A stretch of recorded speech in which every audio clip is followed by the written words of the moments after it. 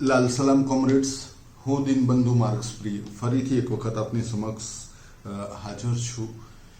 આપણી મુસાફરી જે ગયા વિડીયોમાં અટકી હતી તે કોમ્યુનિસ્ટ મેનિફેસ્ટો વિશેની હતી.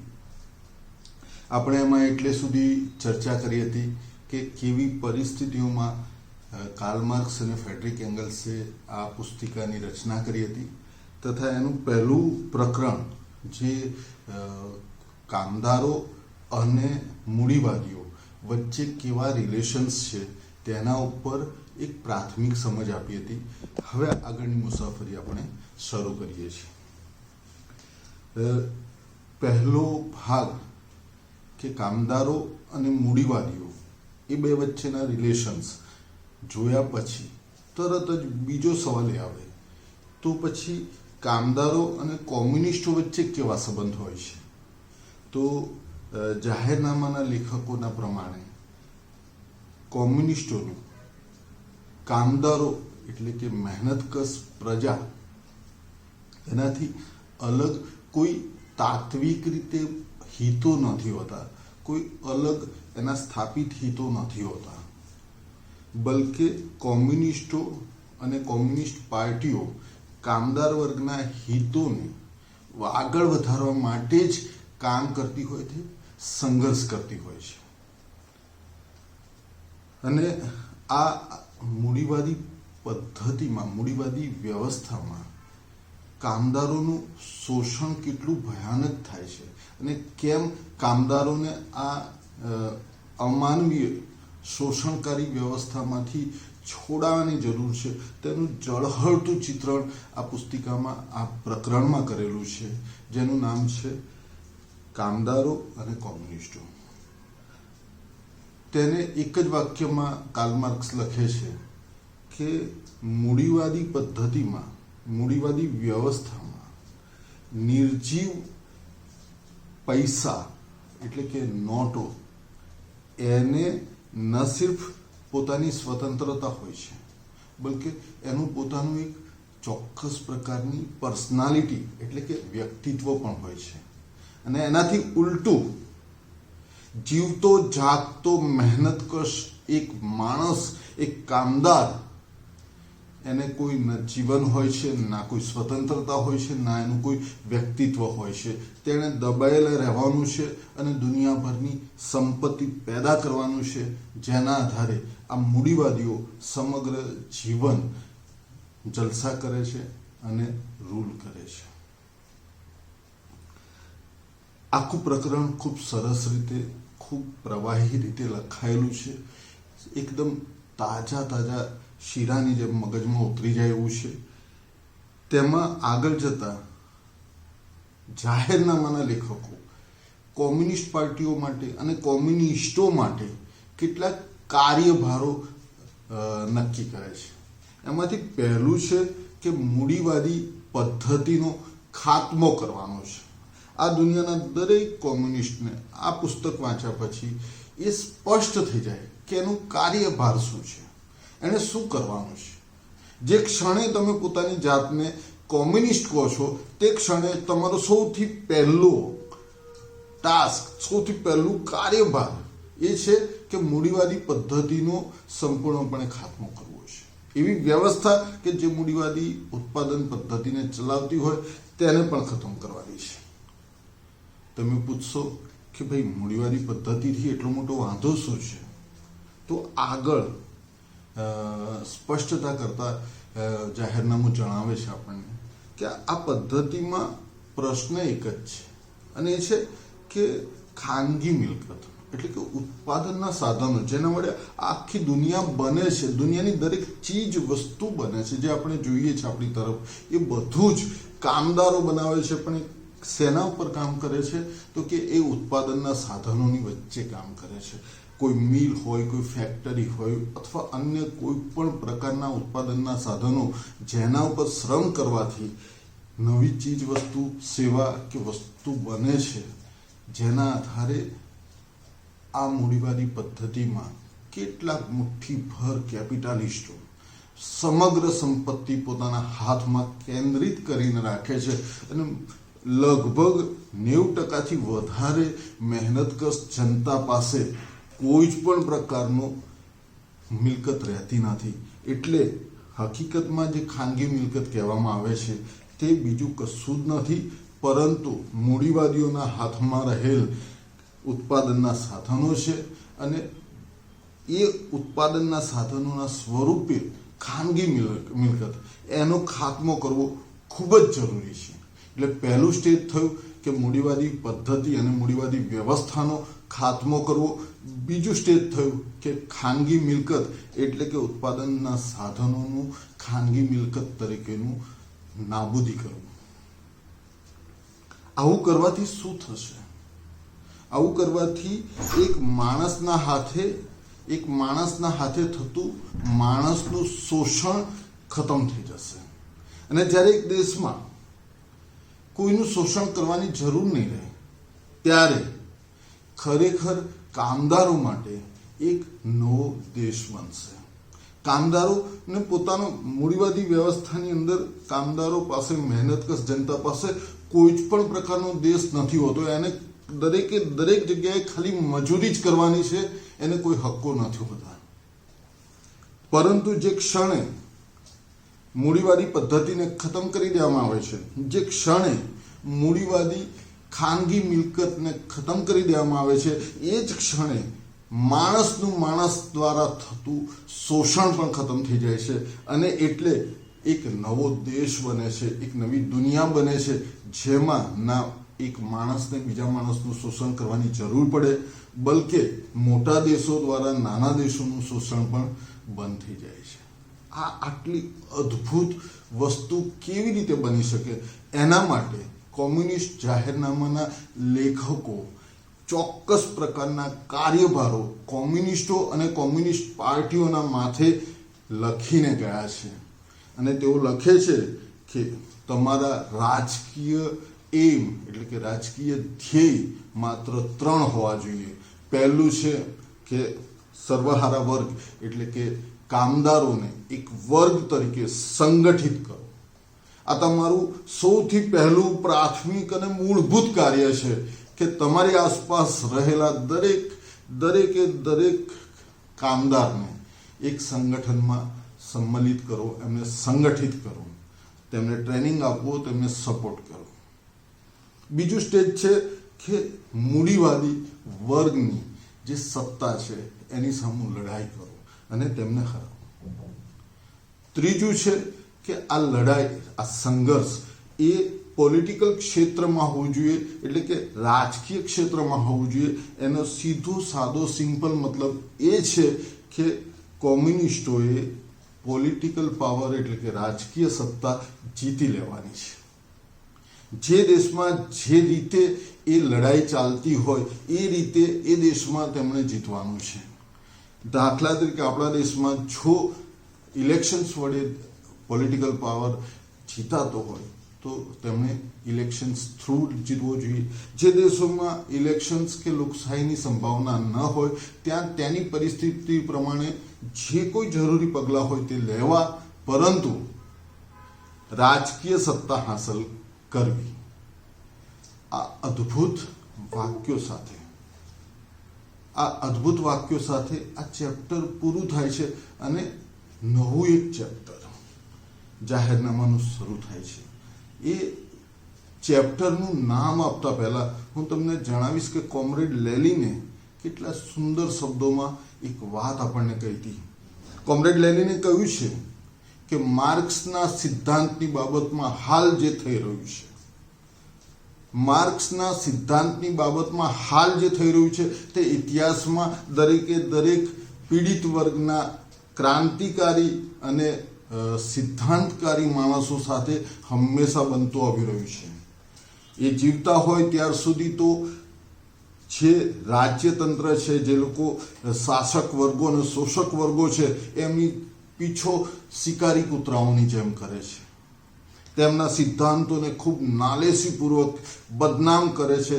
તેના સિદ્ધાંતોનું ક્રાંતિકારી સત્વ તોડી નાખવાનો પ્રયત્ન કરે છે, મચેડવામાં આવે છે. પરંતુ જે ક્ષણે એ ક્રાંતિકારીઓનું અવસાન થઈ જાય એટલે તરત જ તેમને કોઈ બિન હાનિકારક પ્રતિમામાં બદલી નાખવાનો પ્રયત્ન કરવામાં આવે છે અને તેમને કોઈ સાધુ સંતની જેમ રજૂ કરવાનો પ્રયત્ન કરવામાં આવે છે, જેથી કરીને તેમની ક્રાંતિકારી શિક્ષણ જે છે તે જનતા ભૂલી જાય અને તેના દિલ પર થોડોક મરહમ લાગે.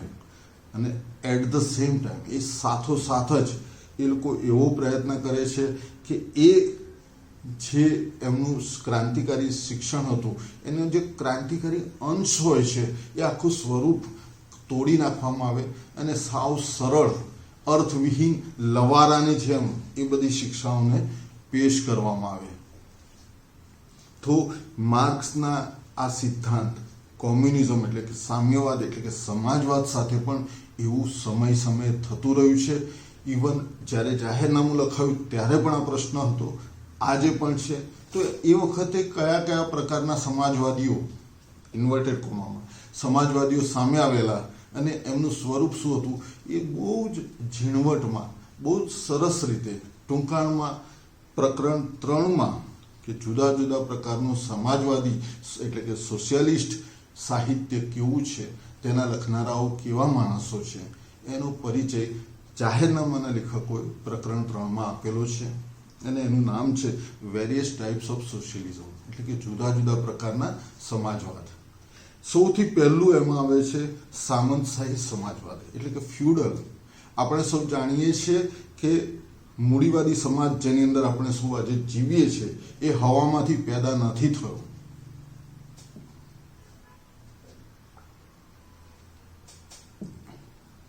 એ જૂના રાજશાહી સામંતશાહી ફ્યુડલિસ્ટિક સોસાયટીમાંથી પેદા થયો છે અને જ્યારે તેમણે આ રાજશાહીને અને સામંતશાહી તત્વોને હરાવ્યા ત્યારથી જ તે ક્ષણથી જ એ લોકો પોતાની ખોવાયેલી રાજકીય સત્તાને ફરી મેળવવા માટે સતત પ્રયત્ન કરતા રહ્યા છે. અને એમણે જોયું કે મૂડીવાદનો સક્ષમ વિરોધ કરનાર અથવા સામનો કરનાર કયો વર્ગ છે, તો કે કામદારોનો વર્ગ છે. તો દુશ્મનનો દુશ્મન એ મિત્ર એ ન્યાય એ લોકોએ કામદારોને ગમતા શબ્દો લીધા એટલે કે સમાજવાદની સંકલ્પના લીધી અને એની અંદર પોતાનું સામંતશાહી તત્વો ઉમેરવાનો પ્રયત્ન કર્યો અને એ જે ભેળસેળ અથવા ખીચડો પેદા થયો એને સામંતશાહી સમાજવાદ એટલે કે ફ્યુડલિસ્ટિક સોશિયલિઝમનું નામ આપવામાં આવ્યું. પરંતુ આપણે સૌ જાણીએ છીએ કે ઇતિહાસનું પૈડું કદી પણ પાછું નથી ફરતું. એમ સામંતશાહી સમાજવાદ ક્યારેય પણ કામદારોની વચ્ચે ખાસ માન્યતા કદી નથી મેળવી શક્યો અને ઇતિહાસનું એક પન્નું બનીને રહી ગયું છે. તેના પછી બીજો પ્રકાર પેદા થયો જર્મનીમાં છે. કેમ કે જાહેરનામાના બંને લેખકો કોમરેડ કાર્લ માર્ક્સ અને ફ્રેડરિક એંગલ્સ બંને જર્મન હતા. એટલે જર્મનીના કેપિટાલિસ્ટો એટલે કે મૂડીવાદીઓને એક તક મળી ગઈ. એમણે એમ કહ્યું કે ઓકે, આ બંને મિત્રો અમારા હતા. એટલે એમણે જે લખ્યું છે એ જર્મની દેશનું અને જર્મની દેશના કેપિટાલિસ્ટો મૂડીવાદીઓનું હિત સચવાય એના માટે લખ્યું છે. એટલે બધી જ વાતનું કેન્દ્ર જર્મન રાષ્ટ્રવાદ હોવું જોઈએ. આપણે સૌ સમજી શકીએ એમ છીએ કે આ સ્પષ્ટ ઇશારો છે કે ભવિષ્યમાં જર્મનીમાં કેવા ભયાનક પરિણામો આ વિચારધારાના આવવાના છે. અને જાહેરનામાના લેખકોની એટલી દૂરોગામી દ્રષ્ટિ કહી શકાય કે 1848 જેવા એટલા વહેલા આ વસ્તુને તેઓ કમસકમ સ્પષ્ટ શબ્દોમાં લખી શકેલા કે આ ખોટું અને ભયાનક છે, આ વિચારધારાને છોડી દેવી જોઈએ. ત્રીજું છે નિમ્ન મૂડીવાદી વર્ગીય સમાજવાદ. નિમ્ન મૂડીવાદી વર્ગ એટલે કેવો વર્ગ? સાથીઓ, આપણે જાણીએ છીએ મોટાભાગના લોકો એવી ગેરસમજણ કરે છે કે ઓકે, આખા સમાજમાં માત્ર બે વર્ગ હોય છે, એક બાજુ મૂડીવાદીઓ હોય છે, એક બાજુ કામદારો હોય છે. ના, એવું નથી થતું. હાયર ક્લાસ જે સૌથી ઉચ્ચ વર્ગ છે, જેમના હાથમાં ઉત્પાદનના સાધનો છે, જેમના હાથમાં કારખાના, ફેક્ટરીઓ અને મિલો છે, એ તો સૌથી વધુ પૈસા અને સૌથી વધુ સંસાધન મેળવે જ છે. પરંતુ એમનું કામ કરનાર એક નોકરિયાત વર્ગ પણ હોય છે, એક મધ્યમ વર્ગ પણ હોય છે, એક નાના નાના દુકાનદારોનો વર્ગ પણ હોય છે, અને બીજા હજાર પ્રકારના છૂટક છવાયા બિનસંગઠિત કામદારો પણ હોય છે. અને આ બધા જ મૂડીવાદમાં આવતી સતત કટોકટીઓથી પરેશાન હોય છે. જેમ જેમ આપણે જાણીએ છીએ કે મૂડીવાદનો વિકાસ થાય તેમ તેમ એ બે એકબીજાથી વિરોધી ચાલતી પ્રક્રિયાઓને સતત અંજામ આપે છે. એમાંથી પહેલું છે કે મોટી માછલી નાની માછલીને ગળી જાય, એમ નાના કારખાનેદારો, નાના દુકાનદારો એ બધાના ટેકઓવર એટલે કે હડપવાની પ્રક્રિયા મોટા મગરમચ્છો એટલે કે મોટા કેપિટાલિસ્ટો, મૂડીવાદીઓ સતત કરી રાખે છે. એ ઉપરાંત મૂડીવાદમાં સતત જે ક્લમ્સીસ આવે છે એટલે કે એની પડતી થાય છે અથવા તો મંદી આવે છે, તેના લીધે પણ ઘણા બધા નાના મૂડીવાદીઓ, નાના કારખાનેદારો, નાના દુકાનદારો અને છૂટક બિનસંગઠિત ક્ષેત્રના કામદારો એ બેકાર થતા જાય છે. એટલે એ લોકોના મનમાં એવું થાય છે કે ભાઈ આવો મૂડીવાદ નથી જોઈતો, અમારે પેલો જૂનો મૂડીવાદ જોઈતો હતો જેમાં અમે બધા નાનું નાનું શોષણ કરતા હતા, નાનું નાનું કારખાના બનાવતા હતા. અને એવો એક ચાઇલ્ડિશ અથવા તો રમતિયાળ ટાઈપનો વિચાર લઈને એ લોકોએ વિચારધારા બનાવવાનો પ્રયત્ન કર્યો. પરંતુ આપણે જાણીએ છીએ કે નિમ્ન મૂડીવાદ વર્ગ ક્યારે સ્થિર નથી રહી શકતો, તેનું ભવિષ્ય પરંતુ આપણે જાણીએ છીએ કે નિમ્ન મૂડીવાદી વર્ગોનું એટલે કે આ નાના કારખાનેદારો અને નાના દુકાનદારોનું આવું સ્વપ્ન ફરી ક્યારે આવવાનું નથી. કેમ કે મૂડીવાદ વધુ ને વધુ લોકોને ચૂસવું અને વધુ ને વધુ મૂડીના સંકેન્દ્રીયકરણ એટલે કે સેન્ટ્રલાઇઝેશન ઉપર આધારિત છે. અને એમાં સતત મંદી અને મહામંદીઓના એક દોર ચક્રીય સ્વરૂપમાં આવતા રહે છે. એટલે ન આ એ સ્વપ્ન એમનું જે નિમ્ન મૂડીવાદી વર્ગીય સ્વર્ગનું સ્વપ્ન જે છે તે કદી પણ વાસ્તવિકતામાં થવાનું નથી. અને એટલે જ આ વિચારધારા ઇવન બને છે અને તૂટે છે, તરત જ તૂટી જાય છે. પરંતુ આ જે મંદી અને મહામંદીઓનો સતત એક દોર આવતો રહે છે. કાર્લ માર્ક્સની મહાનતમ પ્રતિભા એ વાતમાં હતી કે તેમણે સૌ પહેલી વખત આ મંદી અને મહામંદીઓનું ચક્રીય સ્વરૂપ સમજાવ્યું હતું. અને ઇતિહાસે એ સતત પ્રૂવ કર્યું છે કે લગભગ તેના જન્મસ્થાન સાથે જ મૂડીવાદ આવર્તીય રીતે એટલે કે વારંવાર દર 10 વર્ષે, 15 વર્ષે, 20 વર્ષે એક પ્રકારની મંદી અને મહામંદીના ચક્રોમાં સતત ઘેરાયેલો રહે છે. એટલે ત્યારે જે વધુમાં વધુ સંઘર્ષ કામદાર વર્ગ કરે છે અને કામદાર વર્ગની આગેવાનીમાં સંપૂર્ણ પ્રકારના બધા જ પ્રકારના વર્કિંગ ક્લાસના માસીસ એટલે કે મહેનતકશ વર્ગની મોટા ભાગની જનતા તેના આગેવાની હેઠળ એકત્રિત થાય છે અને જબરજસ્ત સંઘર્ષનું બ્યુગલ વગાડે છે. એનાથી ડરીને ઘણા બધા મૂડીવાદીઓ એક એવા દુનિયાની કલ્પના કરવા લાગે છે કે આ જે સંઘર્ષ છે, આ જે ભારેલો અગ્નિ છે મહેનતકશ જનતાના દિલોમાં, એને કેવી રીતે ઠંડો કરવામાં આવે. તો એના જુદા જુદા રસ્તાઓ લોકો કાઢે છે. અને ફરીથી લેલીને કહેલું એમ ક્રાંતિકારી સત્વ ચૂસી નાખવું અને માત્ર ઠાલા શબ્દો અંદર રાખવા, એમ કરીને એક એવી વિચારધારા બનાવી દે છે જેની અંદર ખાલી શબ્દો ભરી દેવામાં આવે છે કે ઓકે કામદારોને આવા હક હશે, કામદારોને તેવા હક હશે, એમને ફલાણા પ્રકારનું બેનિફિટ પર મળશે, તમને બીજા પ્રકારનું આવું કંઈક સારું મળશે. અને એને પછી ખૂબ સુંદર મજાનું રૂપાળું વાક્ય કે ભાઈ રાજ્ય જે છે એ કોઈ શોષણનું સાધન નથી રહ્યું હોય, કોઈ વર્ગીય સાધન નથી રહ્યું, એ બધા માટે છે. આપણા ત્યાં કહે છે ને સબકા સાથ સબકા વિકાસ જેવા ઠાલા અને નિર્જીવ શબ્દો ઉમેરીને તે અંદર એવું કહેવા માંગે છે કે ભાઈ આજથી આ કલ્યાણ રાજ્ય રહેશે, એટલે કે તે બધા જ વર્ગોના કલ્યાણનું ધ્યાન રાખશે.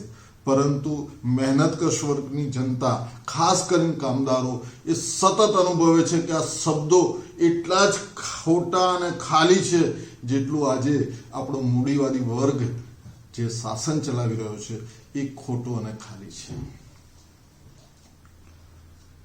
આના પછી એક ખૂબ મહત્વના પ્રકારના ક્રાંતિકારીઓ, એમની વાત કરવી ખૂબ અનિવાર્ય છે, અને તે છે યુટોપિયન સોશિયાલિસ્ટ, એટલે કે તરંગી.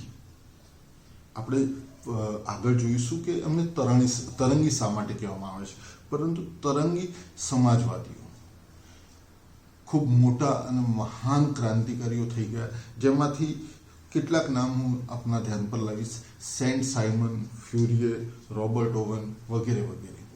આ સિવાય પણ કેટલાક બહુ જ મહત્વના નામો છે. આ લોકો ખૂબ સરસ માણસો હતા અને ખૂબ સંઘર્ષ કર્યો.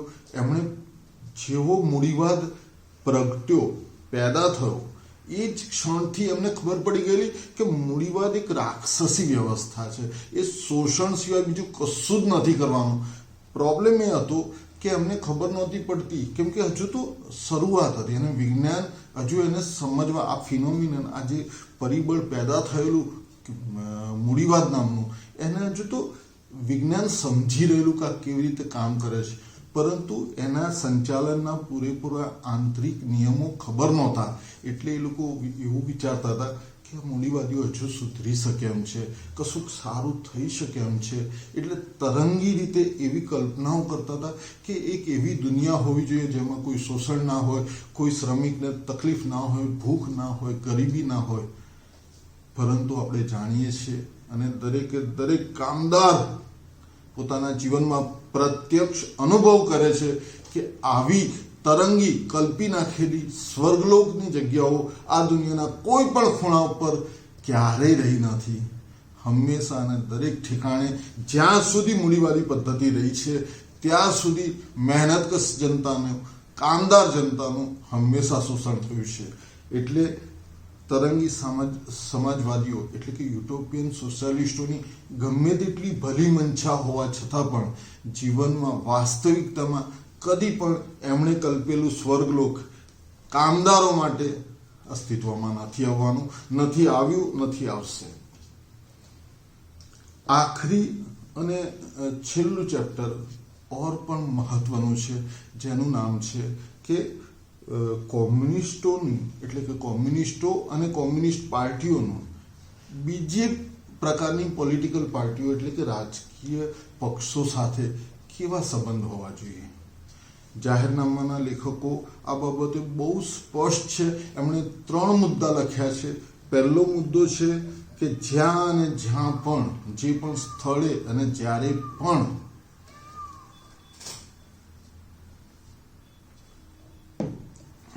કોઈ પણ પ્રકારનું પ્રગતિશીલ આંદોલન ચાલતું હોય, સોશિયલ મુવમેન્ટ ચાલતી હોય, અથવા એવા કોઈ પણ પરિબળો સંઘર્ષ કરી રહ્યા હોય આ મૂડીવાદી વ્યવસ્થા તરફ અને જૂની બધી જ શોષણકારી વ્યવસ્થાઓની સામે, ત્યારે કોમ્યુનિસ્ટોએ અને કોમ્યુનિસ્ટ પાર્ટીઓએ તેમને હંમેશા એક પણ વખત ચૂક્યા વગર મદદ કરવાની છે.